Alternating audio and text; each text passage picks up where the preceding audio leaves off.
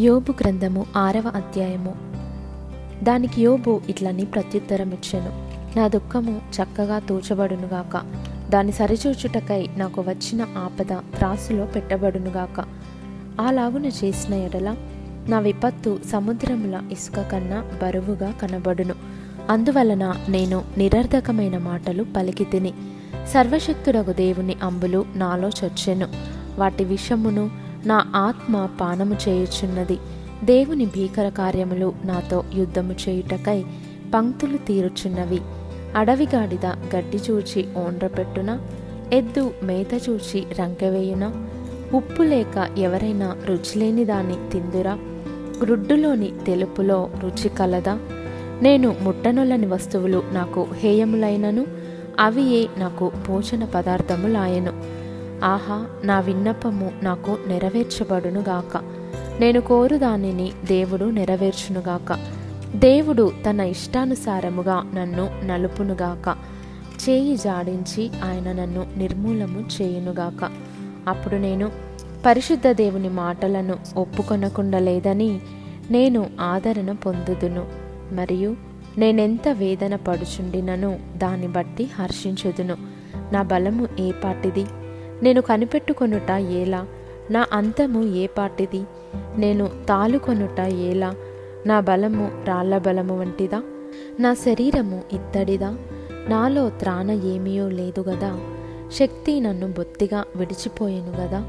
కృంగిపోయినవాడు సర్వశక్తుడగు దేవుని యందు భయభక్తులు మానుకొనినను స్నేహితుడు వానికి దయచూపతగును. నా స్నేహితులు ఎండిన వాగువలెను, మాయమైపోవు జల ప్రవాహముల వలెను నమ్మకూడని వారైరి. మంచుగడ్డలుండుట వలనను హిమము వాటిలో పడుట వలనను అవి మురికిగా కనబడును. వేసవి రాగానే అవి మాయమైపోవును. వెట్ట కలుగగానే అవి తమ స్థలమును విడిచి ఆరిపోవును. వాటి నీళ్లు ప్రవహించు దారి త్రిప్పబడును. ఏమీయూ లేకుండా అవి ఇంకిపోవును. సమూహముగా ప్రయాణము చేయు తేమవర్తకులు వాటిని వెదకుదురు. షేబవర్తకులు వాటి కొరకు కనిపెట్టుదురు. వారు వాటిని నమ్మినందుకు అవమానముందుదురు. వాటి చేరువకు వచ్చి కలవరపడుదురు. అటువలే మీరు లేనట్టుగానే ఉన్నారు. మీరు ఆపదను చూచి భయపడుచున్నారు. ఏమైనా దయచేయుడని నేను మిమ్మును అడిగితినా? మీ ఆస్తిలో నుండి నా కొరకు బహుమానమేమైనా తెమ్మని అడిగితినా? పగవాని చేతిలో నుండి నన్ను విడిపింపుడని అడిగితినా? బాధించువారి చేతిలో నుండి నన్ను విమోచింపుడని అడిగితినా?